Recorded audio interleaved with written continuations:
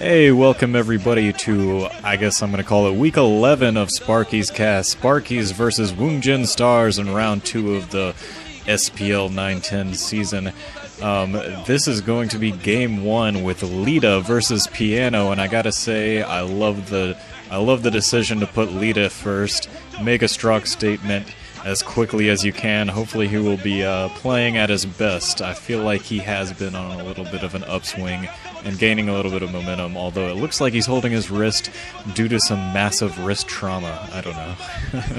He got in a bar fight is what really happened. He shielded his own head from being cracked open with a liquor bottle by putting his wrist there. Fortunately, it won't affect his play at all because Leta's a man and he can take that. Anyways, Leta's opponent is PianO, who is a perfect 0-3 this season, and early in the season, the first time that these two teams met up, PianO got beat up by my MVP of round 1, Crocus himself, formerly known as Justin. I was not paying attention right away. Okay, that is going to be Leta in the blue in the north, as the blue Terran in the north, and that will be PianO in the southeast position as the white Terran. Terran versus Terran on Neo Moon Glaive, and Neo Moon Glaive is not going to be too much different, I feel, in TVTs.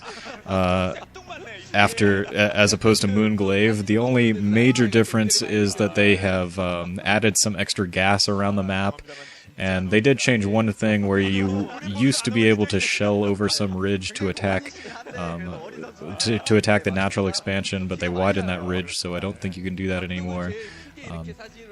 And that might have an effect, but really I didn't see that come into play quite as much as, say, the wide bridges in Fighting Spirit, where players love to shell up and, tank up and shell over that wide bridge.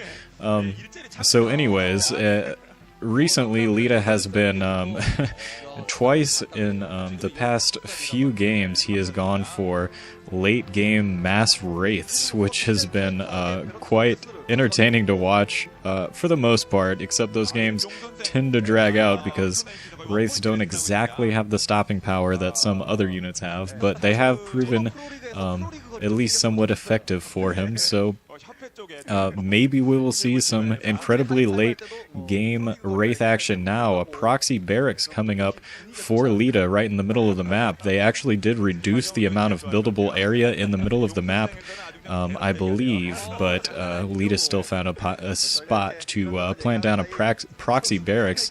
I don't know if he's going to be going in for, say, a bunker rush or something crazy like that, but he could just use that later on in the map to, have that barracks out there for scouting a little bit earlier for his tanks, something along those lines. First factory coming down for PianO. Let's see, in that matchup against Crocus earlier on in the season, it was a very heavy dropship game, so a lot of dropship play going back and forth, but PianO was not quite able to catch up with the nice dropship micro that Crocus was using, and if he cannot keep up in terms of dropships with Crocus, then it looks very bad for him to be able to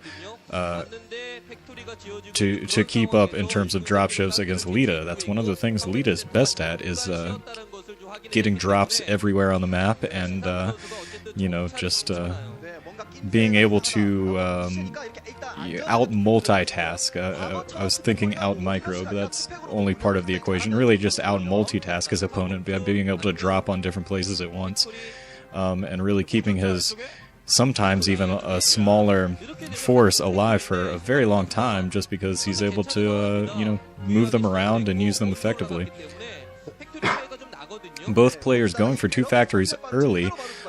Leta, however, has put his second factory down just a little bit quicker. I don't know if that's going to really make too big of a difference. Maybe he'll be able to get out one extra vulture in the very early time. Leta actually pushing his barracks all the way in to try to get a full scout onto PianO's base. This is pretty interesting.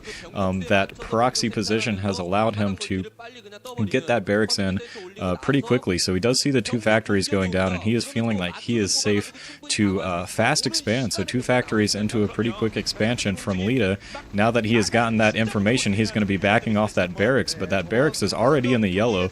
That those couple of Marines might be able to walk down and actually take that out. I'm not sure. It looks like he will be able to park it probably behind that mineral line and just out of the range of those Marines, but you know, still he's not quite moving it completely safely, and he's actually bringing it all the way back into the main base of PianO. So this barracks actually might be in a little bit of danger of getting taken out really quick. Maybe he's just doing this to distract PianO for a little while. Maybe he's trying to get vision on those minerals or something like that in order to get maybe an SCV drill later on, but I can't really imagine that being the most effective uses of his minerals right now.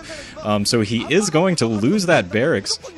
And Leta seems completely unconcerned about it right now. He has his 2 factories up, both with machine shops, so he's probably going to be pumping tanks out at a massive rate. He has his natural expansion that is almost completed right now, and PianO, with his as his first couple of tanks have been built, is now pushing out with a few units, and he's looking like he might be able to try to make a little bit of a counterattack. Leta seems to anticipate this coming. He's got a supply depot building at his front door to help, you know, constrict that area a little bit.